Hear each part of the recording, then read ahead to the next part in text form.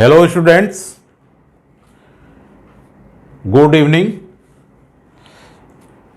और क्या हालचाल है, कैसे पढ़ रहे हो? तो आशा है कि आप लोग अच्छे से पढ़ रहे होंगे और आप पढ़ाई में सीरियस होने की ज़रूरत नहीं है, सिंसियर होने की ज़रूरत है ना।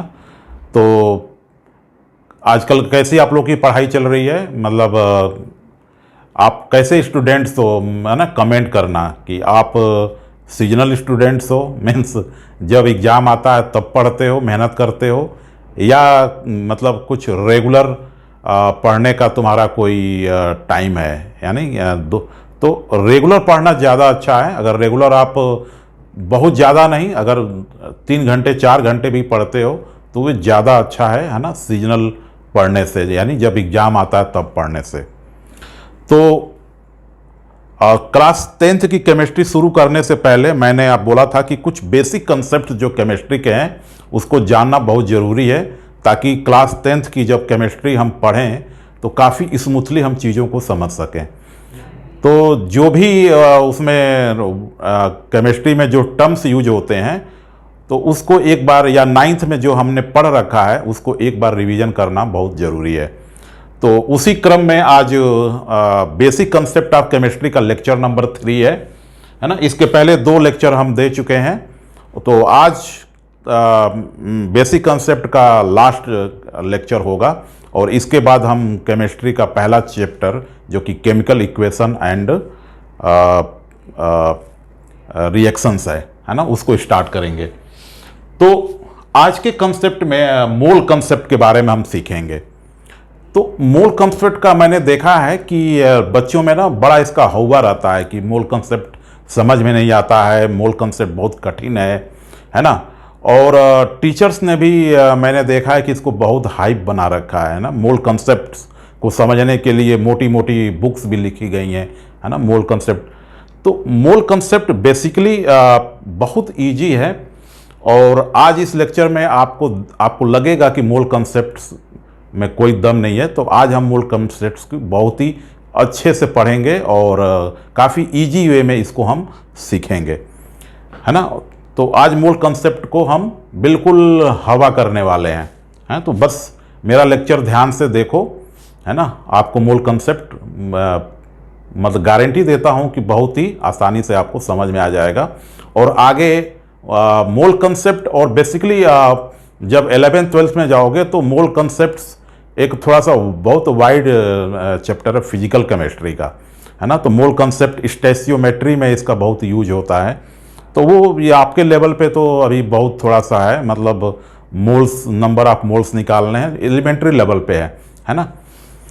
तो स्टार्ट करते हैं मोल कंसेप्ट। तो हमने बताया था कि हम क्या पढ़ रहे थे, माइक्रोस्कोपिक पार्टिकल्स के बारे में पढ़ रहे थे। तो हमने क्या देखा कि माइक्रोस्कोपिक पार्टिकल्स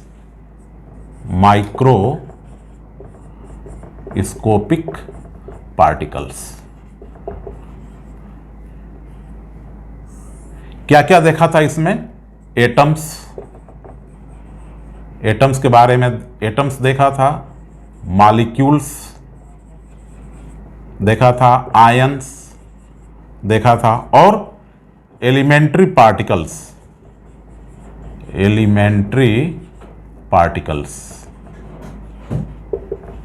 है ना, जिसको सब एटॉमिक पार्टिकल्स भी बोलते हैं। ये क्या होते हैं? प्रोटॉन, न्यूट्रॉन और इलेक्ट्रॉन, है ना। तो ये माइक्रोस्कोपिक पार्टिकल्स हैं। तो इनका हमने मास के बारे में भी देखा था, है ना। तो मास, इनका सब मास, प्रोटॉन, न्यूट्रॉन और इलेक्ट्रॉन का मास के बारे में हमने देखा था। तो हमने क्या देखा था, ये जो माइक्रोस्कोपिक पार्टिकल्स होते हैं इनका जो मास होता है वो बहुत वेरी वेरी स्मॉल होता है ना, बहुत ही स्मॉल होता है। जैसे अगर मैं एग्जांपल दूं प्रोटॉन का मास, तो प्रोटॉन का मास ऑफ प्रोटॉन कितना मैंने लिखा था? 1.67 इंटू 10⁻⁻⁴ ग्राम, है ना। ये मास होता है प्रोटॉन का। तो अब ये सोचो कि जिसका एक प्रोटॉन का मास अगर देखा जाए तो 10⁻⁻24 ग्राम है ना। तो ये कितना स्मॉल मास है ना। तो इसका मतलब अगर हम इसका 1 ग्राम अगर देखें, है ना, 1 ग्राम अगर देखें कि 1 ग्राम में 1 ग्राम अगर लें प्रोटॉन का, 1 ग्राम ऑफ प्रोटॉन, तो इसमें कितने पार्टिकल्स आ जाएंगे? 1/1.67 इंटू 10⁻⁻24, है ना। इसको अगर हम निगलेक्ट कर दें तो ये कितना आ जाएगा? अप्रॉक्सीमेटली ये आ जाएगा 10⁻24 प्रोटॉन्स। ये बात समझ में आ गई? तो अब देखो ये प्रोटॉन कितना छोटा एंटिटी है कि 1 ग्राम केवल इसका ले रहे हैं तो उसमें अप्रॉक्सीमेटली 10⁻24 ना, ह्यूज नंबर है, 10⁻24 उसमें प्रोटॉन आएंगे, है ना। इसी इलेक्ट्रॉन का और कम होता है, इलेक्ट्रॉन का नंबर और ज्यादा होगा, है ना। प्रोटॉन न्यूट्रॉन का लगभग इतना ही आएगा इसी ऑर्डर में। तो कहने का मतलब कि अगर हम एलिमेंट्री पार्टिकल्स का या माइक्रोस्कोपिक पार्टिकल्स का अगर बहुत थोड़ा अमाउंट लें, मतलब ग्राम में लें, 1 ग्राम लें, तब भी ये जो एलिमेंट्री पार्टिकल्स का या माइक्रोस्कोपिक पार्टिकल्स का नंबर इतना ज़्यादा होगा कि इसको हम किसी छोटे यूनिट्स से नहीं इसको हम रिप्रेजेंट कर सकते हैं, है ना। सपोज करो ये 10⁻24 है, तो इसमें अगर मैं करोड़ में भी लिखूं, अगर यूनिट इसका करोड़ कर दूं, है ना, 10 करोड़ कर दूं, उसके आगे भी जितने नंबर हैं तो वो सब 10⁻10⁻14 तक खत्म हो जाते हैं वो भी, है ना। तो जस्ट इसके लिए क्या हुआ कि ये जो नंबर्स है, ये जो एलिमेंट्री पार्टिकल्स के जो ह्यूज नंबर हैं, इनको रिप्रेजेंट करने के लिए, इनको मैनेज करने के लिए एक स्पेशल यूनिट की जरूरत पड़ी, एक स्पेशल नंबर की जरूरत पड़ी, है ना, जो कि इनके नंबर्स को आसानी से रिप्रेजेंट कर सके, है ना। तो उसके लिए कौन सा यूनिट आया? मोल, है ना। तो मोल क्या है? बेसिकली जो हमारे माइक्रोस्कोपिक पार्टिकल्स हैं, इनके अमाउंट को, है ना, इनके अमाउंट को रिप्रेजेंट करने के लिए मोल आया। तो मोल बेसिकली क्या है? मोल एक नंबर है, it is just a number. तो मोल क्या है? मोल केवल एक नंबर है। जैसे डजन होता है ना, जैसे एक डजन में 12 नंबर होता है किसी भी चीज का। अगर मैं बोलूं 1 डजन एग्स, है ना, 1 डजन पेंसिल, 1 डजन पेन, वैसे ही मोल भी क्या है? एक नंबर है। मैं बोलूं 1 मोल, है ना, 1 mole of proton, 1 mole of electron, 1 mole of neutron, 1 mole of atom, 1 mole of ion, 1 mole of molecule, 1 mole of atoms. तो ऐसे ही ये जो हमारे माइक्रोस्कोपिक पार्टिकल्स हैं, उनके नंबर्स को रिप्रेजेंट करने के लिए जो यूनिट है उसको बोलते हैं मोल। तो मोल भी क्या है? एक एसआई यूनिट है जो कि एलिमेंट्री पार्टिकल्स के नंबर को रिप्रेजेंट करने का यूनिट है, ठीक है। तो मोल क्या है? Mole is just a unit, just a number.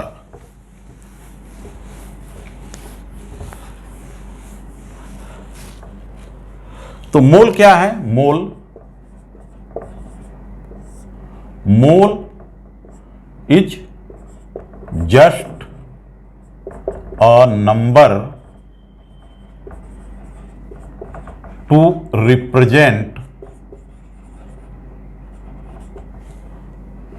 the numbers of elementary particles, ठीक है। तो 1 मोल क्या होता है? 1 मोल इज इक्वल टू होता है 6.022 इंटू 10⁻23 नंबर ऑफ पार्टिकल्स।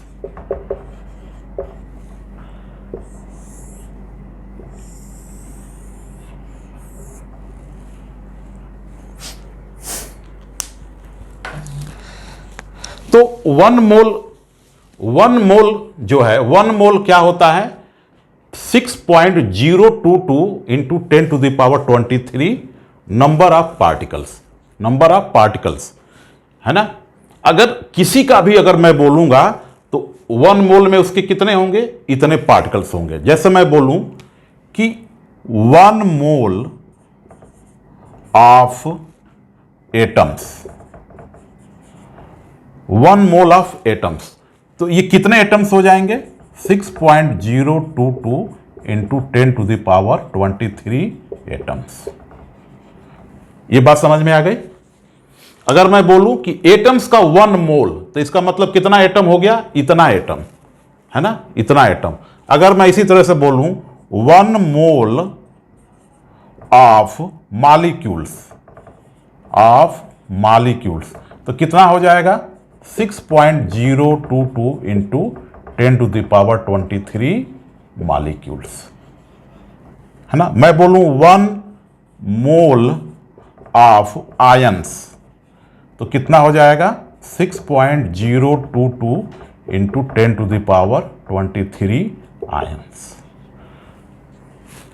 ठीक है, कुछ भी लें, है ना, यानी एलिमेंट्री पार्टिकल्स तक ही लिमिट नहीं है इसका, किसी और नंबर को, बनाना ले लो, 1 मोल ऑफ बनाना, तो दिस नंबर इंटू बनाना, है ना। तो लेकिन ये क्या है? एलिमेंट्री पार्टिकल्स के लिए एक स्पेसिफिक यूनिट है ना, इसलिए एलिमेंट्री पार्टिकल्स को इससे रिप्रेजेंट करते हैं। जैसे मैं लिखूं 1 मोल ऑफ इलेक्ट्रॉन्स, तो कितना हो जाएगा? 6.022 इंटू 10⁻23 इलेक्ट्रॉन्स। समझ में आ गया? आगे बढ़ें। तो इसमें क्या हमको दिख रहा है कि कोई भी अगर हम सब्सटेंस ले रहे हैं, कोई भी पार्टिकल ले रहे हैं और उसके 1 मोल की बात कर रहे हैं, तो नंबर क्या आ रहा है? 6.022 इंटू 10⁻23, है ना। किसी भी सब्सटेंस का या पार्टिकल्स का अगर 1 मोल ले रहे हैं तो ये नंबर क्या आ रहा है? सेम आ रहा है। इसका मतलब ये क्या है? एक कांस्टेंट नंबर है ना। तो इसलिए इसको बोलते हैं, ये 6.022 इंटू 10⁻23 ये जो नंबर है, इसी को बोलते हैं एवोगाड्रो नंबर, है ना। ये जो वैल्यू आती है ये एक्सपेरिमेंटल वैल्यू है। अब कैसे आती है ये आपके लेवल पे नहीं है अभी, है ना, लेकिन एक अभी तक बस इतना जान लो कि ये एक्सपेरिमेंटल वैल्यू है। साइंटिस्ट ने एक्सपेरिमेंट करके तमाम सब्सटेंस का और ये वैल्यू उसने फाइंड आउट किया है। तो ये जो नंबर है, इस नंबर को ही बोलते हैं एवोगाड्रो नंबर। तो इसको बोलते हैं एवोगाड्रो नंबर, या इसको एवोगाड्रो कांस्टेंट भी बोलते हैं, कांस्टेंट।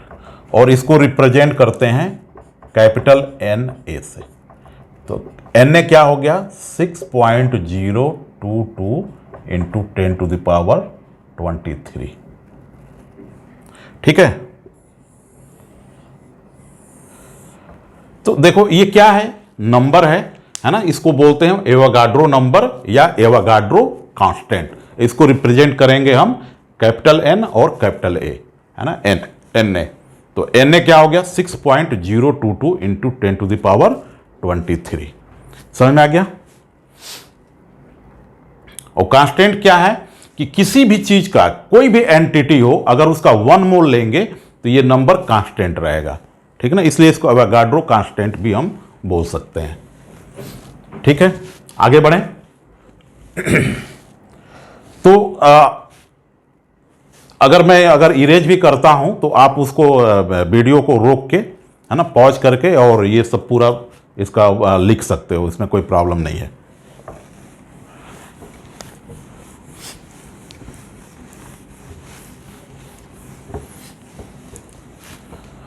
अब आ जाओ, हमने मास की 2 यूनिट ऑलरेडी हम पढ़ चुके हैं। एक पढ़े थे हम एटॉमिक मास और दूसरा पढ़े थे मॉलिक्यूलर मास। एटॉमिक मास क्या होता था कि ये एक एटम का मास होता था U में, है ना।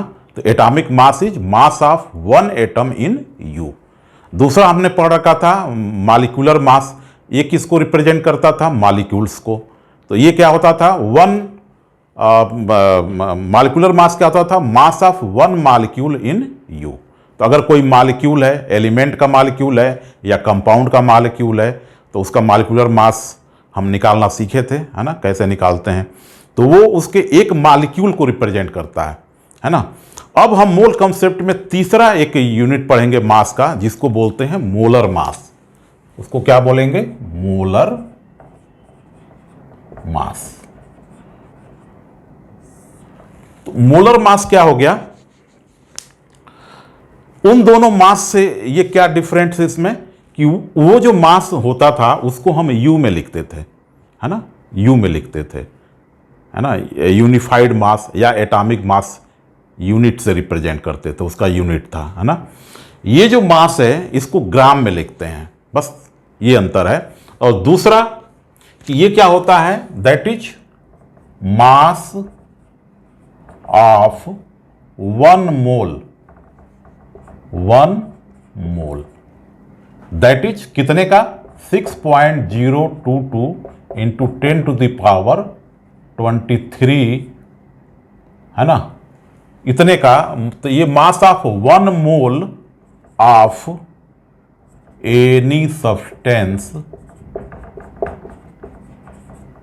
इन ग्राम, ये किस में रहता है? ग्राम में आएगा। तो मोलर मास क्या होता है? मास ऑफ वन मोल। एक मोल के मास को क्या बोलते हैं? मोलर मास।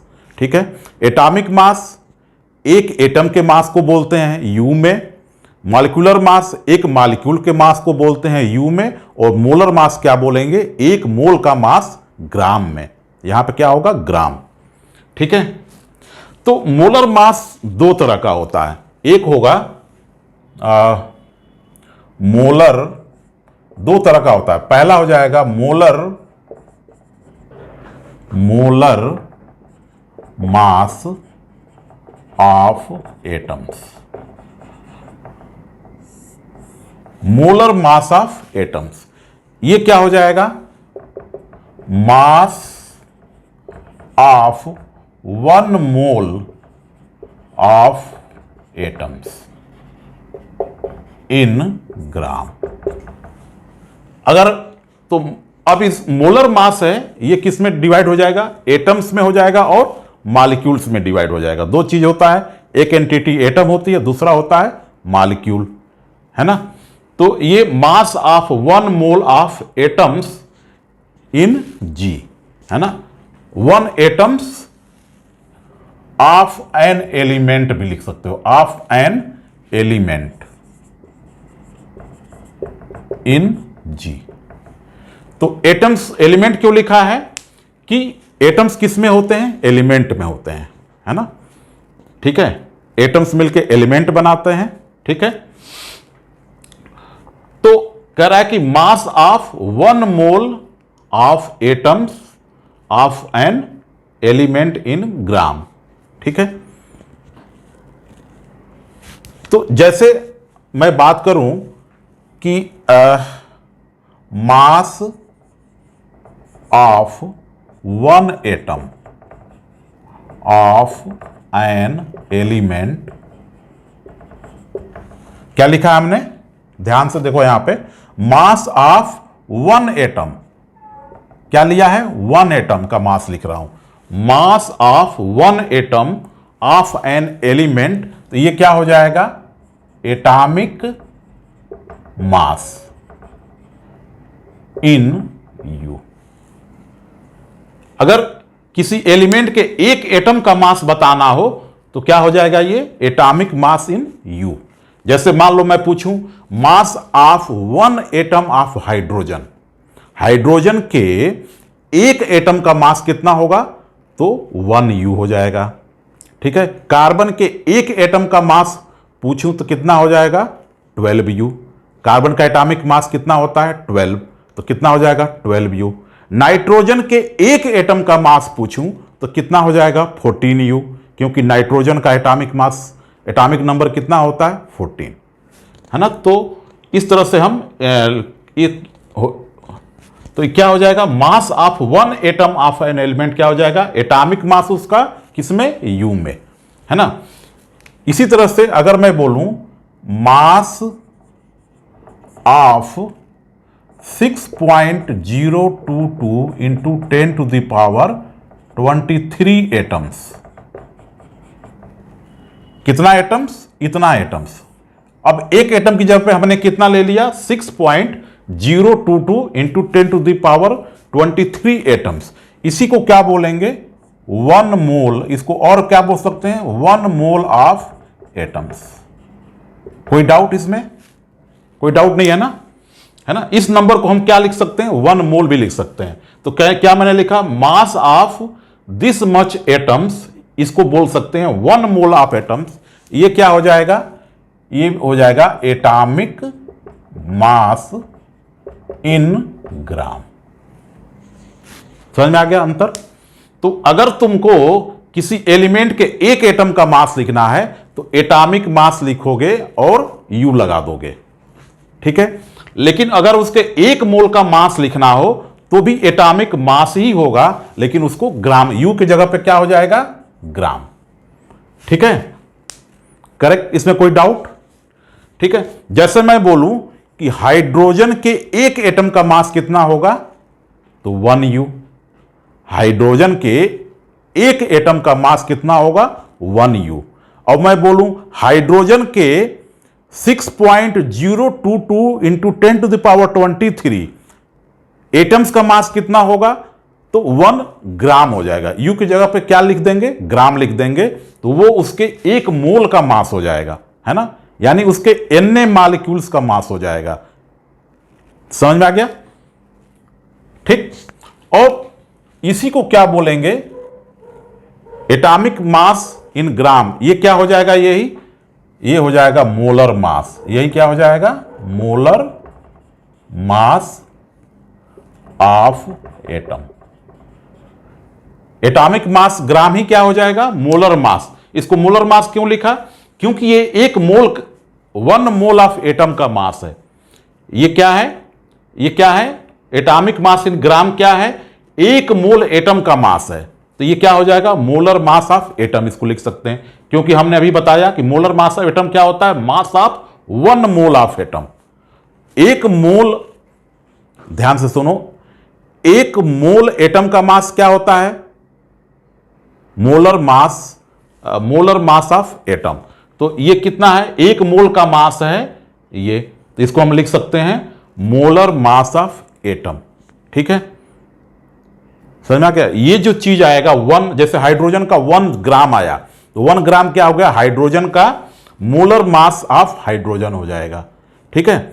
मोलर मास को एक और नाम देते हैं, उसको बोलते हैं gram atomic mass. Gram atomic mass भी बोलते हैं इसको, है ना। तो मोलर मास का एक और नाम है ग्राम एटॉमिक मास, क्योंकि ये जो एटॉमिक मास है ये किस में रहता है, ग्राम में रहता है। देखो एटॉमिक मास इन ग्राम, तो इसको लिख सकते हैं ग्राम एटॉमिक मास। समझ में आ गया, ठीक है। तो जैसे मैं एग्जांपल लेता हूं, मान लो एग्जांपल ले लिया, जैसे मैं कोई भी एक एटम उठाता हूं, जैसे मैं लिखूं mass of 1 atom of hydrogen.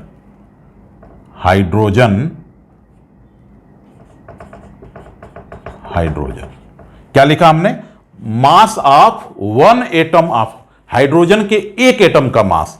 तो कितना हो जाएगा, एटॉमिक नंबर कितना होता है हाइड्रोजन का, 1, है ना। तो एटॉमिक मास कितना हो गया, 1 यू हो गया। अब मैं लिखूं मास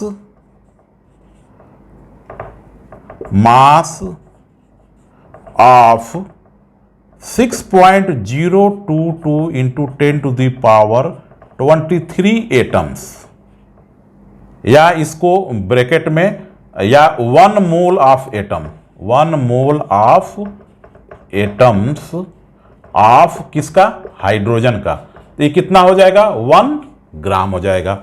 बस U की जगह पे क्या हमने कर दिया, ग्राम लिख दिया, है ना। अगर U की जगह पे ग्राम लिख देंगे तो वो उसके 1 मोल का मास हो जाएगा। ठीक है, कोई डाउट नहीं है इसमें, है ना। अब इसी को बोलेंगे, इसी को 1G को क्या बोल सकते हैं, मोलर मास ऑफ हाइड्रोजन लिख सकते हैं इसको, या इसको और लिख सकते हैं gram atomic mass of hydrogen भी लिख सकते हैं इसको। ठीक है, इसको देख लो एक बार। ठीक है, तो अलग अलग तरह से बोलने का तरीका है। कोई अगर पूछे कि हाइड्रोजन का मोलर मास बताओ, हाइड्रोजन एटम का मोलर मास तो 1 ग्राम। हाइड्रोजन का ग्राम एटॉमिक मास बोलो 1 ग्राम। हाइड्रोजन के 1 मोल का मास बोलो 1 ग्राम। समझ में आ गया। हाइड्रोजन के 6.022 इंटू 10⁻23 एटम्स का मास बोलो 1 ग्राम, है ना। तो बोलने का अलग अलग ये तरीका हो गया, है ना। हाइड्रोजन के Na एटम्स का मास बोलो तो 1 ग्राम, सब कुछ क्या आएगा 1 ग्राम। समझ में आ गया।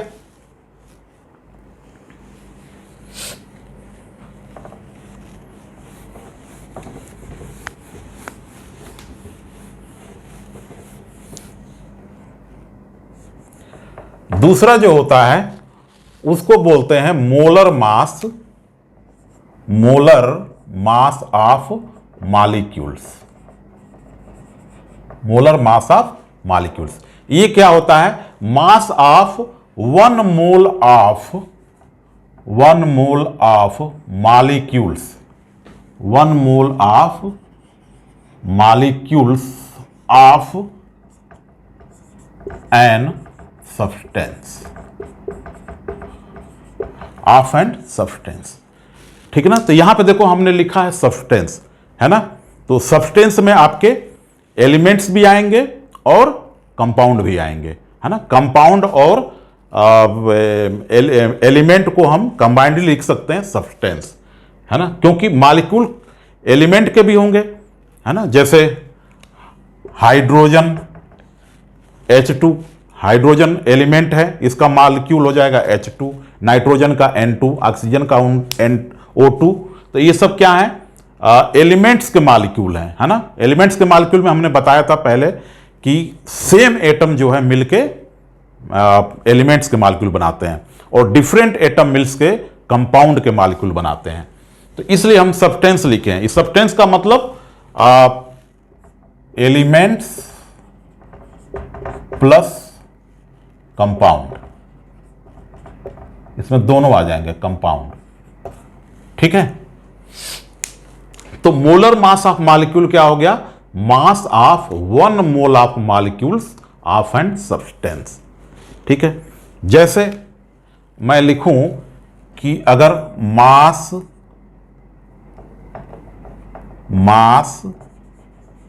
Of 1 molecule of a substance, तो ये क्या होता था, मॉलिक्यूलर मास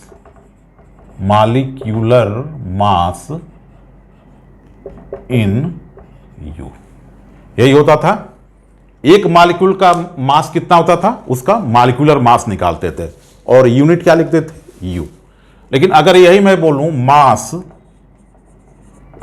ऑफ 6.022 इंटू 10⁻23, इसको Na भी लिख सकता है, Na मॉलिक्यूल भी लिख सकते हैं, या इसको मॉलिक्यूल्स।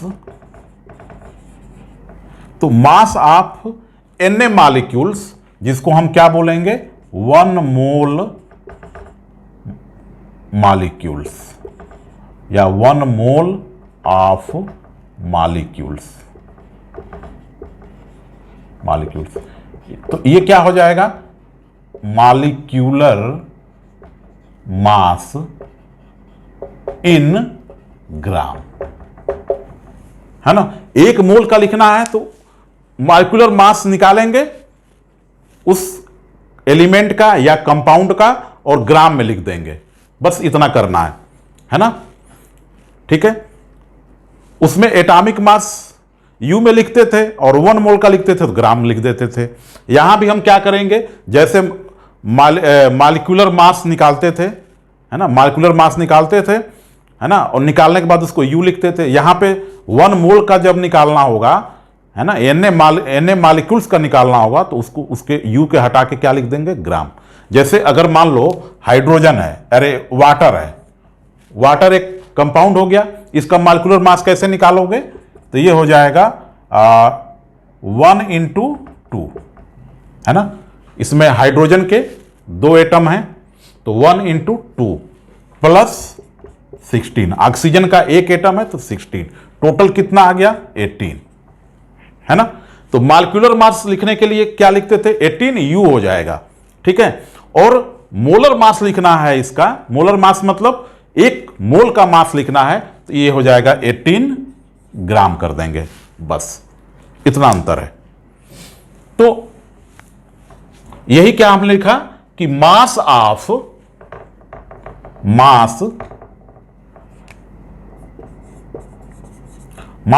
इतना मॉलिक्यूल्स, यानी 1 मोल मॉलिक्यूल्स हो जाएगा मॉलिक्यूलर मास इन ग्राम, और इसको हम क्या बोल सकते हैं, मोलर मास ऑफ मॉलिक्यूल। इसको हम मोलर मास भी लिख सकते हैं क्योंकि 1 मोल का मास है, ठीक है ना, ग्राम में, तो ये हो जाएगा मोलर मास। या उसी तरह से इसका एक और नाम हो जाएगा, उसको बोलते हैं gram molecular mass, gram molecular mass. ठीक है, तो एग्जांपल देख लो, mass of 1 molecule of water कितना हो जाएगा, 18 यू। एक मॉलिक्यूल का मास कितना हो जाएगा, 18 यू। या मास ऑफ 1 मोल यानी 6.022 × 10⁻23 मॉलिक्यूल्स, या इसको 1 मोल मॉलिक्यूल्स किसका, ऑफ H2O कितना आ जाएगा, 18 ग्राम, है ना। तो 18 ग्राम क्या हो गया, इसको हम लोग क्या लिख सकते हैं, और मोलर मास ऑफ H2O भी लिख सकते हैं, या gram molecular mass of H2O ये भी लिख सकते हैं। ठीक है, समझ में आ गया। तो अगर मैं पूछूं कि वाटर के 1 मोल का मास बोलो, वाटर के 1 मोल का मास बताओ तो कितना होगा, 18 ग्राम। वाटर के 6.022 × 10⁻23 मॉलिक्यूल्स का मास बताओ तो कितना हो जाएगा, 18 ग्राम, 18 ग्राम। एन मॉलिक्यूल्स ऑफ वाटर का मास बताओ, 18 ग्राम, है ना। वाटर का ग्राम मॉलिक्यूलर मास बताओ तो कितना हो जाएगा, 18 ग्राम, है ना। तो सब ये जितने भी वर्ड ये क्या है, सिनोनिम्स है। समझ में आ गया, आगे बढ़ें।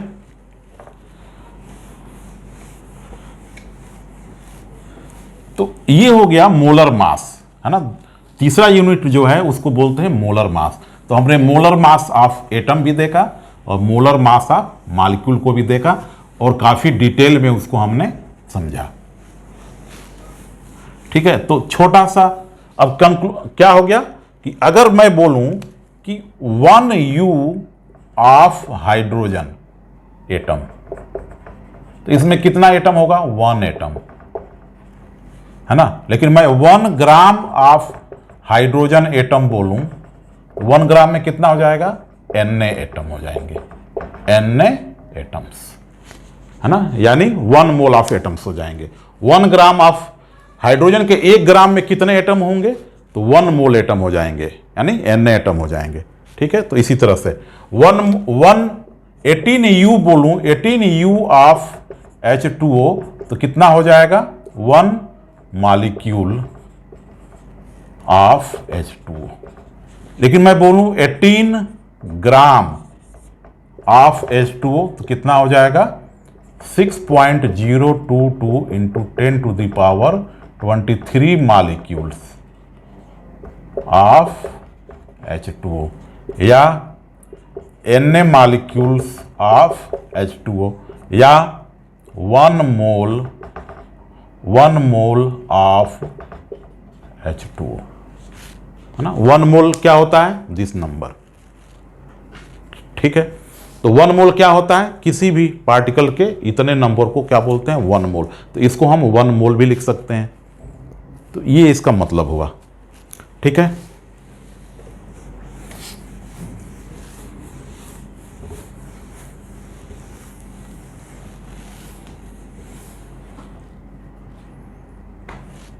अब देखो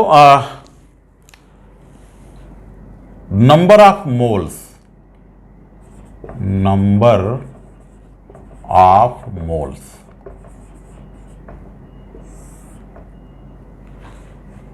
calculation of number of moles. तो किसी सब्सटेंस का नंबर ऑफ मोल्स कैसे कैलकुलेट करते हैं, है ना, तो उसके इजी फार्मूले हैं। इस फार्मूले से आप किसी भी सब्सटेंस का नंबर ऑफ मोल्स निकाल सकते हो। तो पहला फार्मूला क्या है? पहला फार्मूला, मोल्स को रिप्रेजेंट करते हैं स्मॉल n से। मोल्स को कैसे हम रिप्रेजेंट करेंगे? यहां पे स्मॉल n से। तो मोल्स क्या हो गया? मोल इज इक्वल टू, पहला हो गया given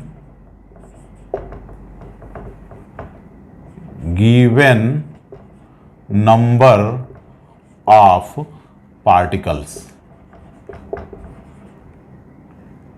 given number of particles. इसको हम लिख लेते हैं कैपिटल N से, divided by n, divided by n, है ना। या इसको ऐसे लिख सकते हो 6.022 इंटू 10⁻23। तो इसको क्या लिख सकते हो? Na भी लिख सकते हो। तो अगर किसी सब्सटेंस का नंबर ऑफ पार्टिकल दिया हुआ हो, क्या दिया हो? नंबर ऑफ पार्टिकल दिया हो, और पूछे मोल बताओ, तो उसको क्या करोगे?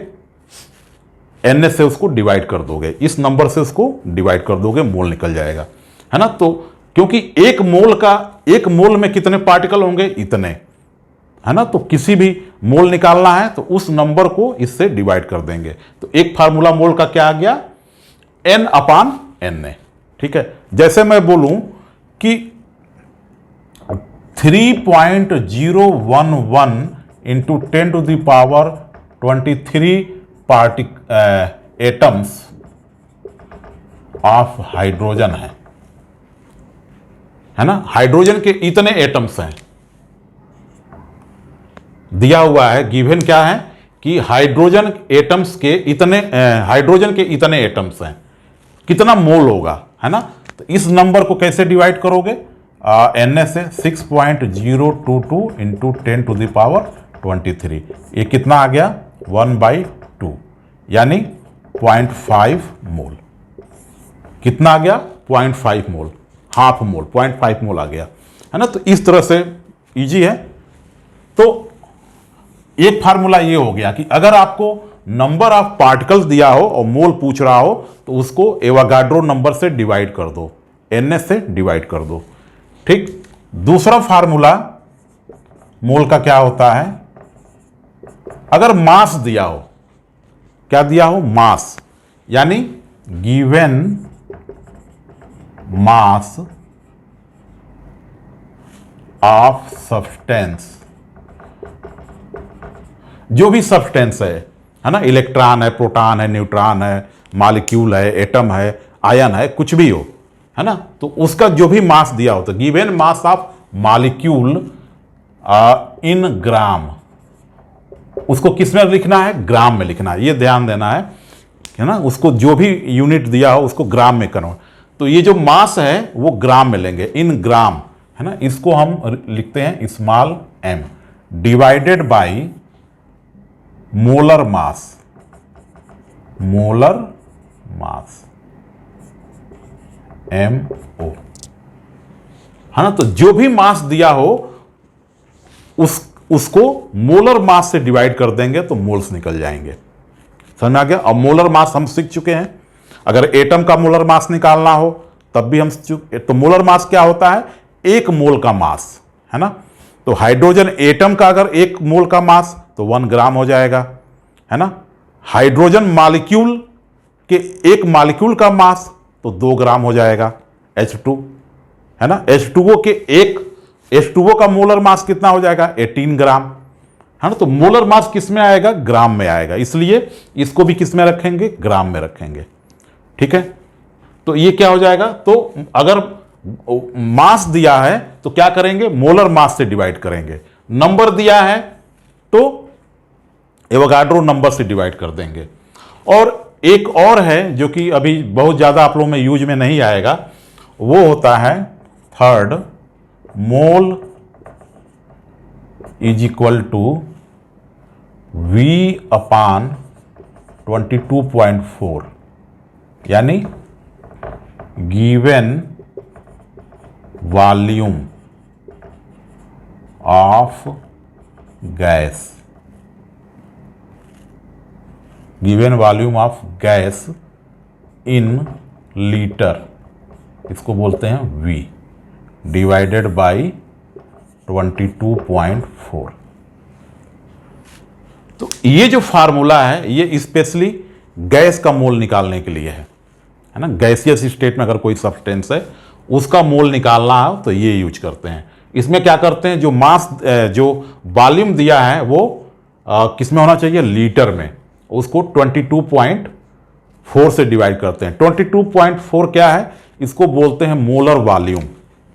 ये है मोलर, इसको बोलेंगे molar volume of gas at STP, है ना, स्टैंडर्ड टेम्परेचर एंड प्रेशर। तो एसटीपी पे 22.4 क्या होता है, मोलर वॉल्यूम होता है किसी गैस का। ये कैसे आता है, ये निकालते हैं इससे, है ना। यूनिवर्सल गैस फार्मूला होता है PV इजकल टू nRT। तो n क्या हो जाएगा, PV अपान RT। n क्या है, वही है नंबर ऑफ मोल्स, ये है n, है ना। तो STP स्टैंडर्ड प्रेशर और टेम्परेचर, स्टैंडर्ड प्रेशर लेते हैं, इसमें P होता है 1 एटमॉस्फेयर, ठीक है। टेम्परेचर होता है 273 K, है ना, 0 डिग्री सेंटीग्रेड या 273 K लेते हैं स्टैंडर्ड टेम्परेचर, ठीक है। और R जो होता है, R एक क्या है, कांस्टेंट है ना, यूनिवर्सल गैस कांस्टेंट बोलते हैं इसको। इसकी वैल्यू होती है 0.0821,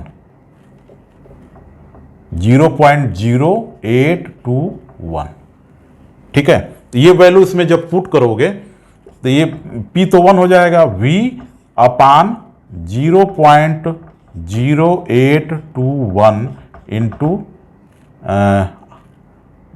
273, तो ये मल्टीप्लाई करने पे 22.4 आ जाएगा। तो ये आ जाएगा V अपान 22.4,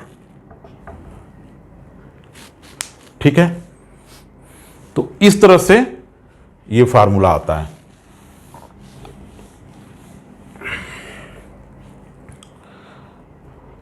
तो अगर किसी गैस का पूछे कि मोलर वॉल्यूम बताओ एसटीपी पे, तो कितना आएगा, 22.4। इसलिए 22.4 से जो भी गिवन वॉल्यूम है उसको हम क्या कर देंगे, डिवाइड कर देंगे, ठीक है। तो ये इस तरह से मोल्स निकालने के 3 फार्मूले हैं, ठीक।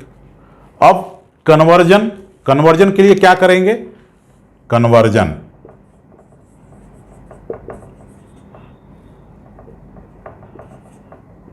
ये बहुत इंपॉर्टेंट बनाए, न्यूमेरिकल में काम आएगा। कन्वर्जन मतलब क्या हुआ कि अगर मान लो नंबर ऑफ पार्टिकल दिया है और पूछ रहा है उसका मास कितना होगा, है ना। नंबर ऑफ पार्टिकल दिया है, अब पूछेगा कि उसका मास बताओ।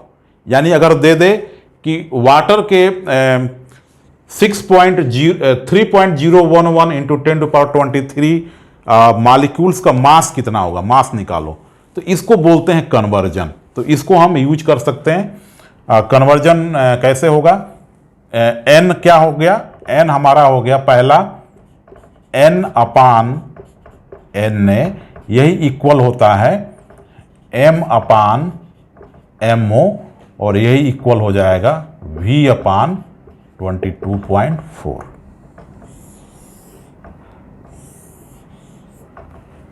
ठीक है, तो ये कन्वर्जन में काम आएगा। कैसे, अगर मान लो ये दिया हुआ है, n दिया हो, m पूछ रहा है ना, तो इसको इक्वेट कर लेंगे। ठीक है, ये हमें पता है, n पता है, n दिया रहेगा, mo पता है, जो भी सब्सटेंस होगा उसका मोलर मास भी हम निकाल सकते हैं, दिया है ना। एटॉमिक मास दिया रहता है, अगर कंपाउंड है तो एटॉमिक मास दिया रहेगा, उससे हम मॉलिक्यूलर मास, उसका जो है मोलर मास निकाल लेंगे। तो ये दोनों निकाल लेंगे, ये दिया हुआ है, ये निकल जाएगा। इस तरह से कन्वर्जन करते हैं, है ना। अगर मान लो मास दिया हो, वॉल्यूम पूछ रहा है ना, तो इन दोनों को आपस में इक्वेट कर देंगे। तो इस तरह से हम कन्वर्जन करके वैल्यू को निकाल सकते हैं। ठीक है, तो ये कन्वर्जन फार्मूला बहुत इंपॉर्टेंट है ना। कन्वर्जन पे रिलेटेड बहुत क्वेश्चंस आते हैं, अभी कुछ एग्जांपल्स करेंगे, आपको और क्लियर हो जाएगा। तो आगे बढ़ते हैं।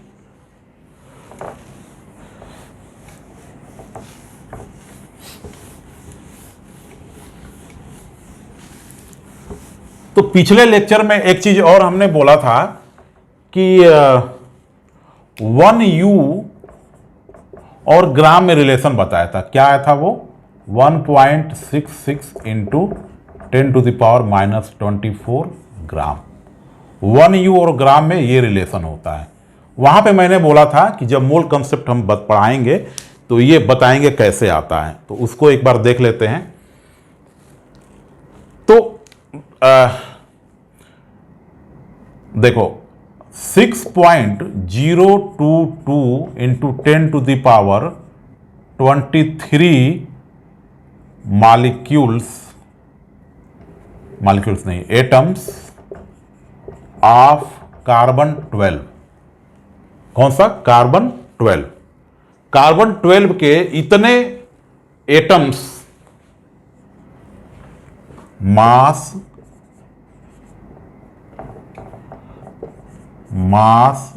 ऑफ, अभी बता रहे थे, mass of this much atoms, यानी ये क्या है, 1 मोल ऑफ एटम्स है कार्बन के, है ना। तो कार्बन के इतने एटम्स का मास कितना हो जाएगा, 12 ग्राम, है ना। कार्बन 12 का एटॉमिक मास कितना होगा, 12U, तो इसको क्या लिख देंगे, 12 ग्राम, है ना। तो इतने एटम्स का मास कितना हो गया, 12 ग्राम। तो मास of one atom of C12 कितना हो जाएगा, 12 डिवाइडेड बाई 6.022 इंटू 10⁻23, इतना ग्राम हो जाएगा। ये किसका आ गया, एक एटम का। एक एटम का निकालना होगा तो 12 gram divided by this number. ठीक है, अब 1U क्या होता है, 1U जो हमारा होता है वो क्या होता है, 1/12 of mass of C12 atom. U क्या होता है, कार्बन 12 के एक एटम का जो मास है उसका 1/12 होता है, उसको बोलते हैं 1U। तो इसको हम क्या करेंगे फिर, ये क्या हो जाएगा, 12 डिवाइडेड 6.022 इंटू 10⁻23, इसको किससे डिवाइड कर देंगे, 1/12, क्योंकि ये जो मास है एक एटम का है और उसका 1/12 पोर्शन लेना है, तो 1/12 से डिवाइड कर देंगे। ये कितना आ जाएगा, 12 से 10 कैंसिल, तो ये अगर मैं देखूं तो इसको क्या लिख सकते हैं, ये आ गया 1/6.022 इंटू 10⁻23। इसको हम लिख सकते हैं 10 से ऊपर नीचे मल्टीप्लाई कर दें तो ये हो जाएगा 10 और इसको अप्रॉक्सीमेट कर दो, 6.022 को हम अप्रॉक्सीमेट करके 6 लिख लें, है ना। तो 6 इंटू कितना हो जाएगा, 10⁻24। मल्टीप्लाइड नीचे 10 से करेंगे तो ये 23 के बजाय क्या हो जाएगा, 24, एक पावर और बढ़ जाएगा, है ना। अब इसको 10/6 ये हो जाएगा 5/3, 5/3 को डिवाइड करो तो ये आ जाएगा 1.66 और इंटू 10⁻⁻24, ये ऊपर जाएगा तो 24 ग्राम। तो ये यहां से आ गया 1U कितना हो गया, 1.66 इंटू 10⁻⁻24 ग्राम।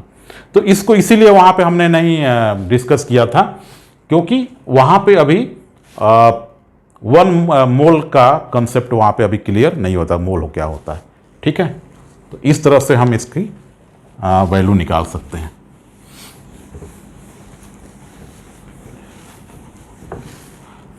तो अब हमने मोल से रिलेटेड सारी चीज़ें सीख ली, तो कुछ क्वेश्चंस अब हम कर लेते हैं, है ना, तो और क्लैरिटी हमारी आ जाएगी,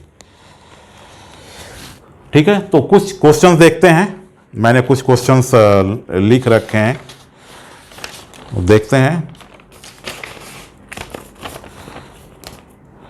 पहला क्वेश्चन है, पहला एग्जाम्पल है, कह रहा है कि कैलकुलेट इस थोड़ा हम शार्ट में लिख रहे हैं, टाइम बचेगा, है ना। तो calculate the mass of following, पहला क्या दे रहा है, 0.5 मोल ऑफ N2 गैस, साफ साफ देख ले, N2 गैस। सेकेंड दे रहा है 0.5 mole of N atoms.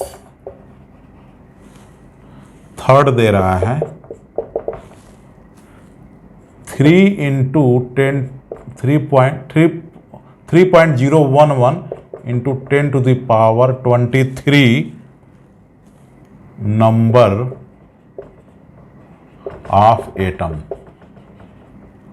Of atoms. और फोर्थ दे रहा है 6.022 into 10⁻23 number of N2 molecules. ठीक है, तो क्या दे रहा है, पहला क्वेश्चन, पहला क्या दे रहा है, 0.5 मोल ऑफ N2 गैस, है ना। N2 मतलब नाइट्रोजन मॉलिक्यूल की बात कर रहा है ना। नाइट्रोजन मॉलिक्यूल के 0.5 मोल का मास कितना आएगा, तो कैसे निकालेंगे, N इजकल टू क्या हो जाएगा, M/MO। ये फार्मूला होता है, मास का क्या होता था, mole equal to given mass upon molar mass. तो हमको N कितना दिया हुआ है, 0.5, M हमें फाइंड आउट करना है, और MO कितना हो जाएगा, नाइट्रोजन मॉलिक्यूल का मोलर मास कितना हो जाएगा, है ना। N 14 होता है, तो N2 में कितने हो जाएंगे, 2 एटम्स, यानी 2 इंटू 14 दैट इज 28 ग्राम। ठीक है, नाइट्रोजन के एक मॉलिक्यूल का मास कितना हो जाएगा, 28, है ना। एक एटम का 14, तो इसमें 2 एटम है, तो कितना हो जाएगा, 28, तो 28 ग्राम क्या हो गया उसका मोलर मास, तो ये हो जाएगा 28। तो M कितना आ गया, इसका मास कितना आ गया, 28 मल्टीप्लाइड बाई 0.5 दैट इज 14 ग्राम, है ना। 0.5 कितना है, 1/2, तो ये हो जाएगा 14 ग्राम। ठीक है।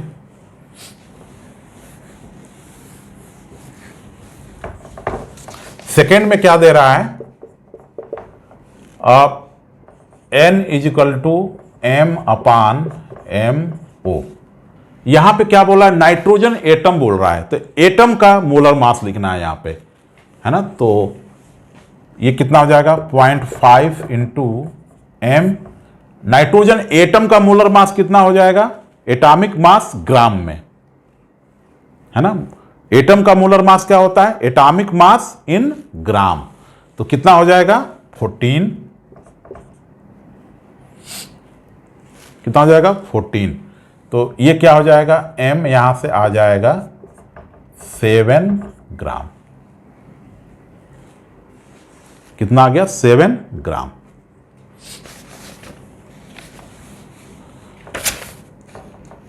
थर्ड बोल रहा है इतना नंबर ऑफ एटम्स, इतना नंबर ऑफ एटम्स, है ना, इतना number of atoms of nitrogen, है ना, नाइट्रोजन, ठीक है। इतना number of atoms of nitrogen, nitrogen का एटम्स की बात कर रहा है। तो ये क्या हो जाएगा, कैसे निकालेंगे, यहां पे देखो नंबर दिया हुआ है, नंबर ऑफ एटम्स दिया है और मास पूछ रहा है ना। तो यहां पे क्या लगेगा, कंपैरिजन करेंगे, कन्वर्जन लगेगा। तो ये क्या हो जाएगा,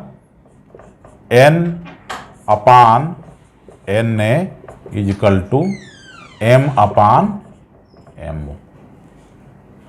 ठीक है, नंबर दिया है और मास पूछ रहा है ना, कैलकुलेट मास।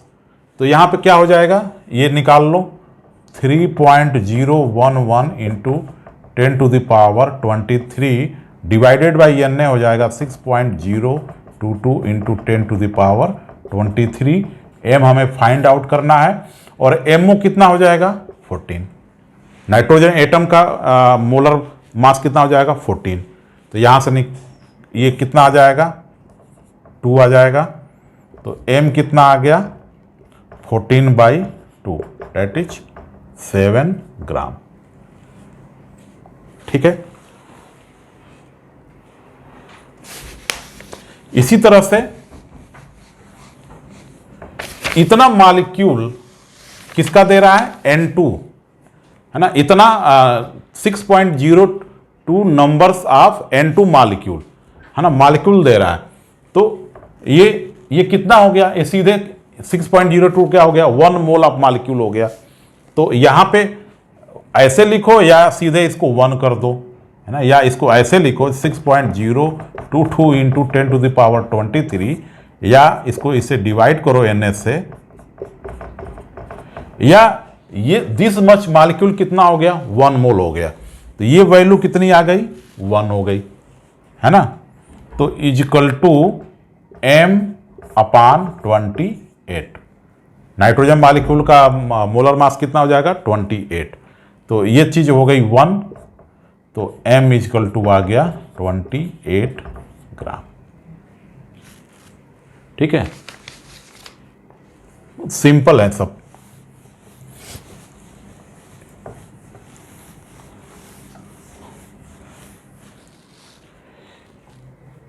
एक क्वेश्चन और देखते हैं, टाइम ज़्यादा हो रहा है, थोड़ा सा फास्ट करते हैं। कह रहा है कि calculate number of particles, number of particle calculate करना है।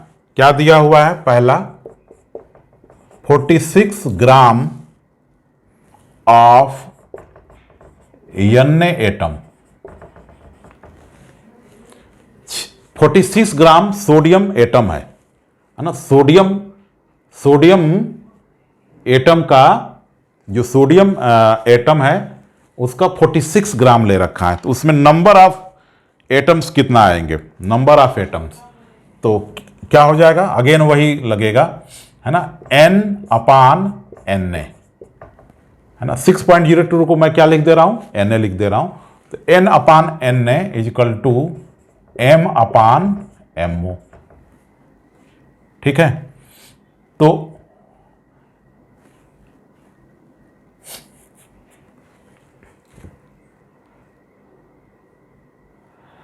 m कितना दे रखा है, तो ये हो गया n/Na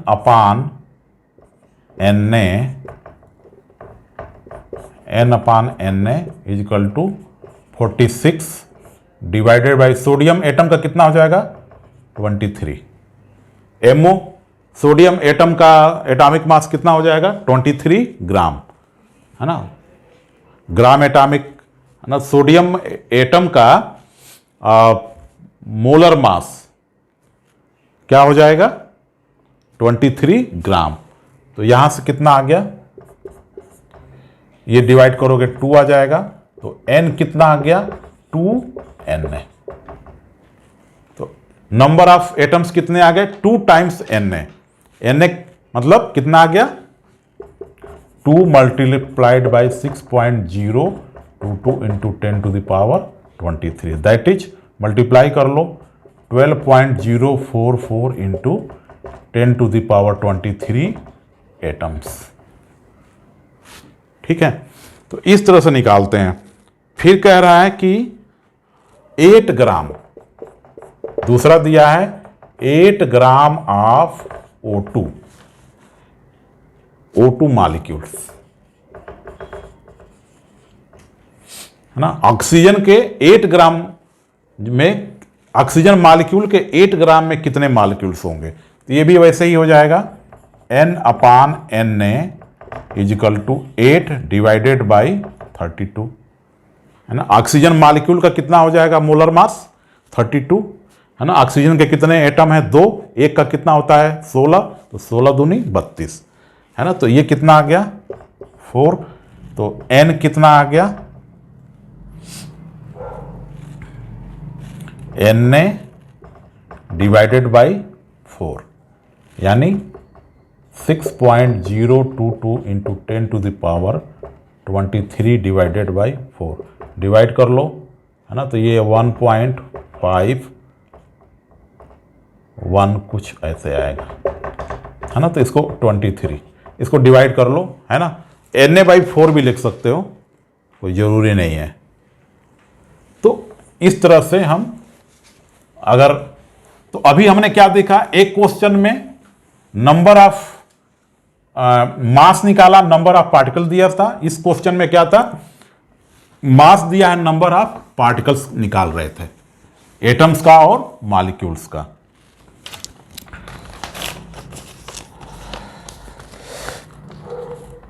अब एक और क्वेश्चन देखो, थोड़ा सा अलग टाइप का क्वेश्चन है। कह रहा है कि from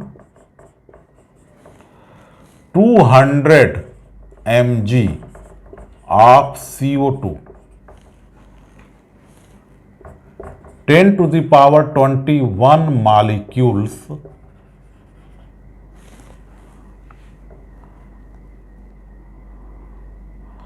are removed.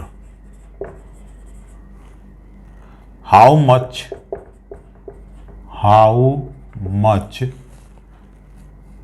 grams of CO2 left? कितना दिया हुआ है CO2, ये मान लो CO2 है, इसका कितना ग्राम दिया हुआ है 200 mg, यानी कितना हो गया ये 0.2 ग्राम। तो ग्राम में कन्वर्ट कर लिए, mg में दिया हुआ है, ठीक है। तो कितना हो गया, इतना ग्राम CO2 लिया हुआ है ना। इसमें से क्या कर रहा है कि 10 to the power 21 मॉलिक्यूल्स, है ना, इस 0.2 ग्राम CO2 में जितने भी मॉलिक्यूल होंगे उसमें से इतना मॉलिक्यूल निकाल दिया जा रहा है, तो जो मॉलिक्यूल्स बचेंगे उसका मास क्या होगा? तो कह रहा है कि मास कितना बचेगा, मास लेफ्ट।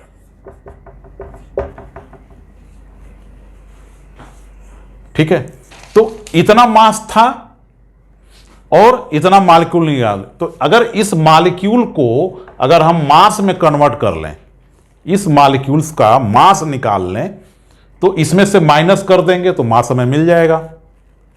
ठीक है, तो इसमें क्या करना होगा, इस मॉलिक्यूल्स, इतने मॉलिक्यूल्स CO2 का मास निकालना होगा। तो ये कैसे आ जाएगा, ये आ जाएगा हमारा उसी फार्मूला से N/Na = M/mo।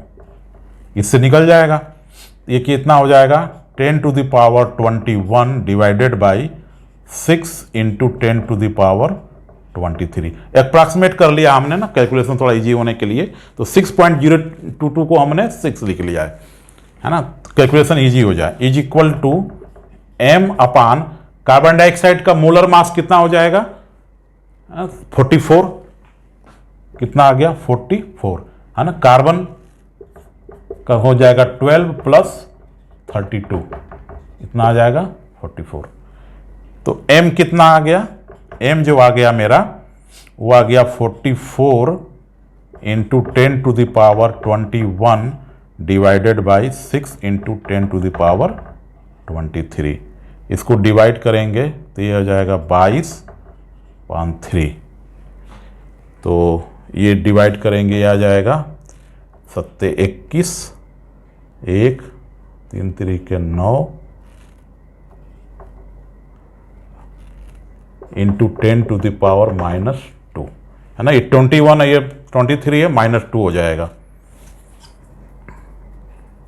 तो ये आ जाएगा 7.33 × 10⁻⁻2। तो ये आ जाएगा 0.073।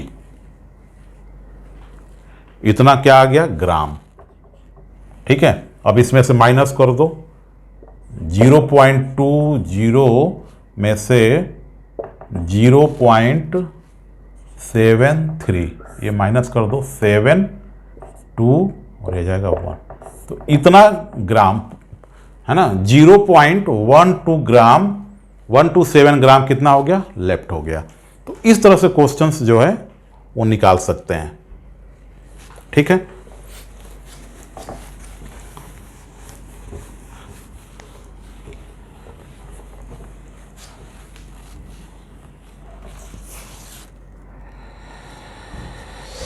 तो अब थोड़ा सा एक और सवाल देख लेते हैं, है ना, कंसेप्ट बेस्ड है।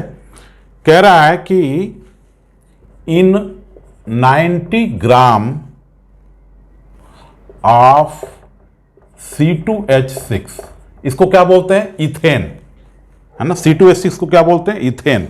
कह रहा है कि in 90 gram ethane calculate first number of molecules of ethane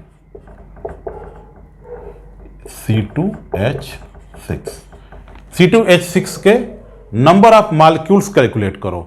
दूसरा,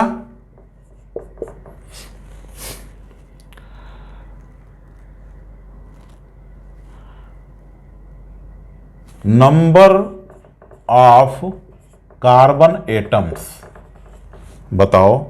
और तीसरा, number of hydrogen atoms calculate करो। यानी 90 ग्राम इथेन दिया हुआ है, 90 ग्राम इथेन दिया हुआ है, उसमें पूछ रहा है कि इथेन के कितने मॉलिक्यूल होंगे, है ना। फिर कह रहा है कि कार्बन के एटम कितने होंगे और हाइड्रोजन एटम कितने होंगे।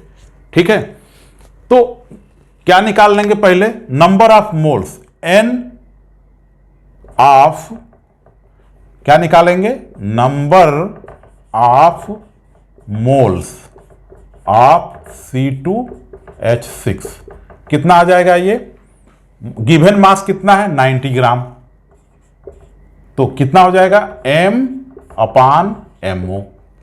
तो m कितना दिया हुआ है 90 और mo निकालोगे कितना आ जाएगा 30, है ना। C2 देखो 2 × 12 + 6 × 1 दैट इज 30, तो आ गया 30। तो कितने मोल आ गए 3 मोल आ गए। तो 90 ग्राम में C2H6 के कितने मोल हो गए 3 मोल्स, है ना। तो C2H6 के मॉलिक्यूल कितने हो जाएंगे, एक मोल में कितने होते हैं Na मॉलिक्यूल। तो नंबर ऑफ C2H6 मॉलिक्यूल्स कितने आ जाएंगे 3Na, करेक्ट है ना। एक मोल में कितने होते हैं Na मॉलिक्यूल, तो 3 मोल में कितने हो जाएंगे 3Na। तो ये हो गया पहला आंसर, फर्स्ट आंसर। सेकेंड कह रहा है कि नंबर ऑफ कार्बन एटम। अब देखो यहां पे C2H6 के एक मॉलिक्यूल में कितने कार्बन के एटम हैं 2, कितने हैं 2। तो एक मॉलिक्यूल में 2 कार्बन एटम हैं, तो 3Na में कितने हो जाएंगे 2 × 3Na दैट इज 6Na। तो ये हो जाएंगे नंबर ऑफ कार्बन एटम्स, ठीक है। इसी तरह से पूछ रहा है हाइड्रोजन एटम्स के नंबर बताओ। तो एक मॉलिक्यूल में कितने हाइड्रोजन के एटम हैं 6, है ना। तो 3Na में कितने हो जाएंगे 6 × 3Na दैट इज 18Na।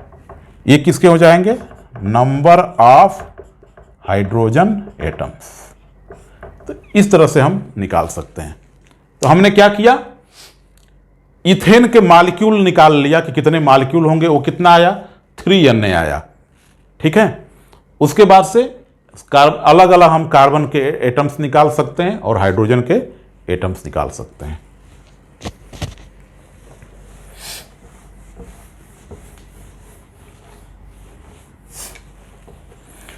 तो एक और लास्ट चीज बस बच गई इसमें, उसको बोलते हैं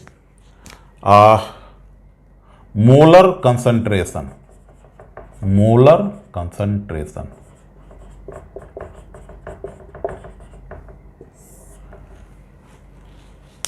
तो ये क्या होता है, जो सॉल्यूशंस होते हैं, सॉल्यूशन के कंसंट्रेशन को प्रेजेंट करने के लिए डिफरेंट तरीके हैं, है ना। जैसे मास बाय मास परसेंट है, मास बाय वॉल्यूम परसेंट होता है ना। मोलर कंसंट्रेशन बोलते हैं, इसको बोलते हैं मोलरिटी। क्या बोलेंगे इसको मोलरिटी। तो मोलरिटी क्या होती है ना। तो मोलरिटी होती है, नॉर्मेलिटी होती है ना। तो इस तरह के बहुत सारे, है ना, मोल फ्रैक्शंस होते हैं, ये सारे बहुत सारे। तो हमको बस इसमें जानना है मोलरिटी क्या होती है। तो देखो हम जो सॉल्यूशन पढ़ते हैं उसको बोलते हैं बाइनरी सॉल्यूशन। बाइनरी इसलिए बोलते हैं कि उसमें 2 उसके पार्ट्स होते हैं, है ना। हम जो सॉल्यूशन पढ़ते हैं उसमें 2 पार्ट्स होते हैं उसके, इसलिए उसको बोलते हैं बाइनरी। एक होता है सॉल्यूट और दूसरा होता है सॉल्वेंट, है ना। तो सॉल्यूट में सॉल्वेंट मिलाते हैं तो क्या बनता है, अरे सॉल्वेंट में सॉल्यूट को मिलाओगे तो क्या बन जाएगा सॉल्यूशन। तो सॉल्यूशन के कितने पार्ट हो गए, सॉल्यूशन में क्या क्या हो गया सॉल्यूट और दूसरा होता है सॉल्वेंट, है ना। सॉल्यूट होता है जो चीज सॉल्वेंट में घुल, जैसे मान लो मैं बोलूं शुगर और वाटर का सॉल्यूशन, तो शुगर क्या हो गया सॉल्यूट और वाटर क्या हो गया सॉल्वेंट, और मिलाने के बाद जो चीज बना उसको बोलेंगे सॉल्यूशन। तो इसको इसलिए इसको बोलते हैं बाइनरी सॉल्यूशन, क्योंकि इसमें 2 चीज होता है, ठीक है। तो मोलरिटी क्या होती है, मोलरिटी का डेफिनेशन होता है molarity is equal to number of moles of solute divided by volume of solution, है ना। वॉल्यूम ऑफ सोल्यूशन ये कितना रहता है, पर लीटर। इसको बोलते हैं मोलरिटी। तो मोलरिटी कैसे मेजर की जाती है कि सॉल्यूशन के 1 लीटर, अगर 1 लीटर सॉल्यूशन है उसमें सॉल्यूट के कितने मोल डिजॉल्व हैं, उसको बोलते हैं मोलरिटी। तो जैसे मैं बोलूं कि 1 m solution, 1 m solution of NaCl, है ना। NaCl का 1 मोल सॉल्यूशन है, 1 mole solution of NaCl in water. तो इसका क्या मतलब होगा कि वाटर का जो सॉल्यूशन है ना, वाटर सॉल्यूशन का 1 लीटर में NaCl का कितना है, 1 मोल है। इसका मतलब ये हुआ कि 1 mole of NaCl dissolved in 1 litre of solution. ठीक है। अगर बोलूं 0.5 m सॉल्यूशन ऑफ NaCl, तो क्या मतलब हुआ, 0.5 mole of NaCl in 1 litre, gram में अगर बोलना चाहो तो 1 मोल को ग्राम में कन्वर्ट कर दो, तो 1 मोल NaCl कितना हो जाएगा, NaCl का मालिक्यूलर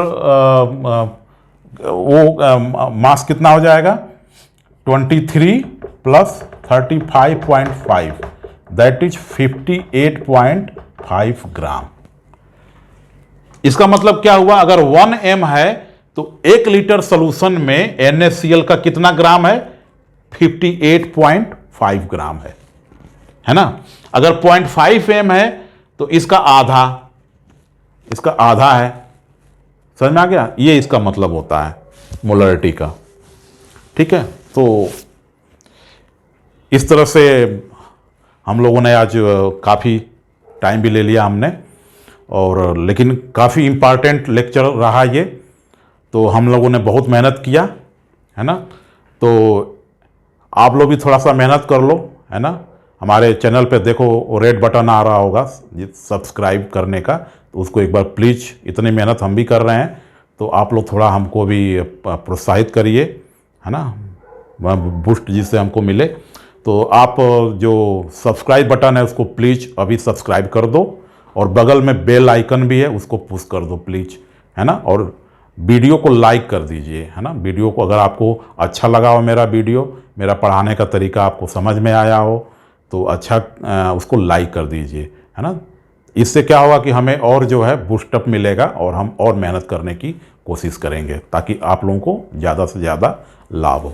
तो हमारे चैनल पे आप बने रहिए, है ना। हमारे चैनल को ज़रूर विजिट करिए, है ना, और सब्सक्राइब करके रखिए, बेल आइकन को दबा दीजिए, है ना। और लाइक करना आप ज़रूर लाइक करिए, लाइक करना मत भूलिए, है ना। तो और कोई भी कमेंट हो तो आप बेधड़क मुझे लिखिए, है ना, कि क्या इसमें और इम्प्रूवमेंट की ज़रूरत है। तो इस आपकी फीडबैक की हमको बहुत ज़रूरत है ना। तो आज के लिए इतना ही। नेक्स्ट चैप्टर हम केमिस्ट्री का पहला चैप्टर नेक्स्ट लेक्चर में शुरू करेंगे, जो कि है केमिकल इक्वेशन, है ना, एंड रिएक्शंस। तो आज के लिए इतना ही। थैंक यू, है ना। Good night.